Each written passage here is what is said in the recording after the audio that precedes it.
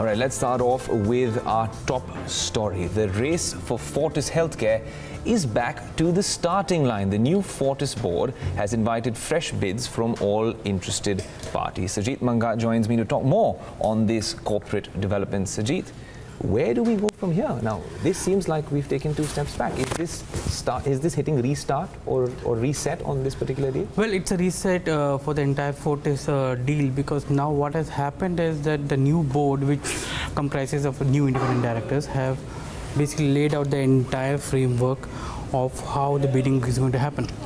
The erstwhile 4 directors who had favored Munjal and Burmans are now out. 3 of them resigned and 1 of them was voted out. Now the new board has put in the entire line of how each would go. So May 31st is the last deadline for submission of EOIs, and post that the selected bidders on June 1st will get 10 days to do the financial due diligence, and then the result will come out. So so it's going to be equal footing for all players again. Munjal's, IHH and TPG Manipal. Now they will all have the opportunity of getting into it and doing the due diligence, because IHH has been vocal about that it wants to do a due diligence. TPG is the only one which has done due diligence, but the Munjal and Burman have not done due diligence yet. So this is something which is going to be very critical, but it becomes a very transparent process here on. So, but when it comes to fresh bids, are there any particular conditions that will need to be followed?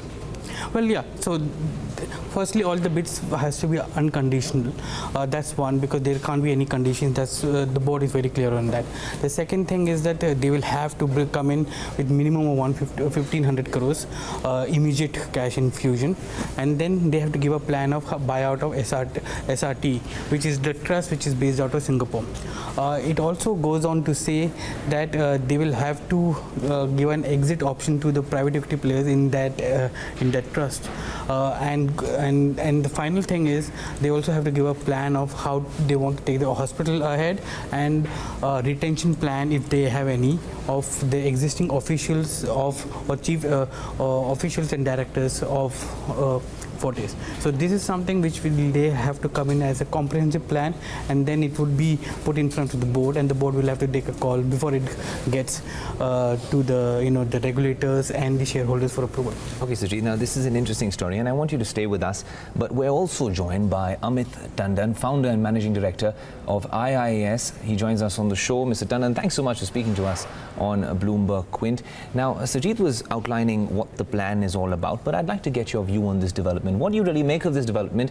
And also, Mr. Tandon, would you say that we're back to the starting line with this? Yeah, absolutely. We are back to the starting line, whether you call it starting line or you say that the process has been rebooted, whichever way you look at it. This is something which should have happened right in the beginning. We had kind of put out a comment on this way back in I think it was April 19th, where we'd said that, look, what the board should do is actually get all the 4 bids, or at that time, all the 5 bids on the same page. They should give them the opportunity to do due diligence if necessary. They can, if to the extent they can, streamline the process and the criterion on which the bids would be evaluated, and then do so. So we're very happy that this is now being done. Again, one of the issues with the 5 bids which had been received was that each of them, and Sajid kind of spelled out the various factors or criterion which they would look at, whether it is how will they deal with SRL, what will they do with the buying out the RHT, what would they do with management, what are their plans for the hospital. For each of these, the different bidders had got different kind of plans. Some had addressed them, some had not addressed them, some had kind of course, different ways of dealing with it. So at least now the bidders also know what are the criterion on which they would be evaluated, what is the minimum amount which is going to be expected. Let me just actually point out there's another very interesting development. The board has also put out a separate note saying that there were some issues with the Delhi government with regard to Escorts Hospital, and they've kind of now come to fruition, and there's about a 503 crore fine which needs to be paid immediately. So that is also pretty much out in the public domain. So it kind of addresses the need for speed with all the bidders, and if someone is coming in, they probably need to put in this 500 plus crore at the beginning of the process itself, rather than towards the end of their whole negotiations and the documentation which takes place. Amit, now that the entire process has been run by the board and especially by directors who are appointed by the minority shareholders, do you see that there would be, or do you see any challenges to the entire bidding process, given the fact that there is a clear outline of how to go about doing it, but still you will have a lot of to and fro coming in from many of the bidders in some of the conditions? Look, the process was earlier also being run by the board. It's still being run by the board, except unfortunately earlier there were a lot of infirmities with the process. So the board, the current board which is there, is mindful of what some of the issues were. You need to remember, during this entire process, all the bidders have spoken to the board time and time again, talking about what their expectations are, why they're interested in the asset, how they see the process being run. And I think some of that feedback has gone into the process at this time.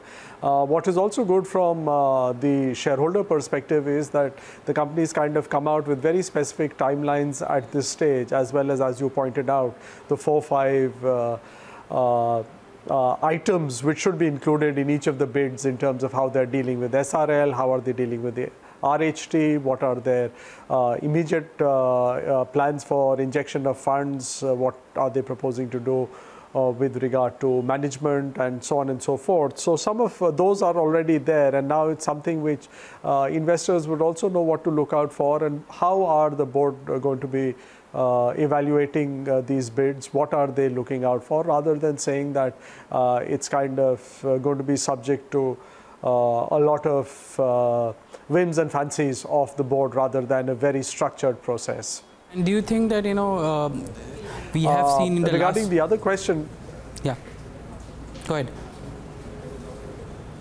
No, I was just coming. One of the things, one of the issues was, and this is true for the process which was being run both times, was that, look, what are the rights of, earlier it was the rights of Manipal TPG, and this time it is that, look, should they decide to go ahead and call for other bids, how will Munjal and Burman react? In both instances, the board has been successful in getting a sign-off from the person to whom they'd issued a letter to say that, look, we are selling the asset or doing a deal with you, to give a no objection certificate and to move forward with all the bidders afresh. So that's, of course, a positive development, and to my mind, that was the biggest risk had the company decided to proceed with calling up with speaking to the other bidders and not getting a sign-off from Munjal Burman this time. And what about the fact that in the last few weeks we have seen that many of the bidders have come out openly and informed the shareholders what their bids are actually, and they have the communications with the shareholder have been straight, and the company has been also sharing it.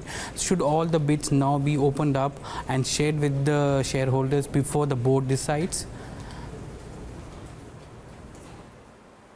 One of the issues was that there was very little confidence which the investors at that moment had in the board, and therefore the board was a lot more, in a sense, was pushed into being fairly transparent. Of course, the more cynical view is it was kind of sending signals to the others in terms of where the prices are.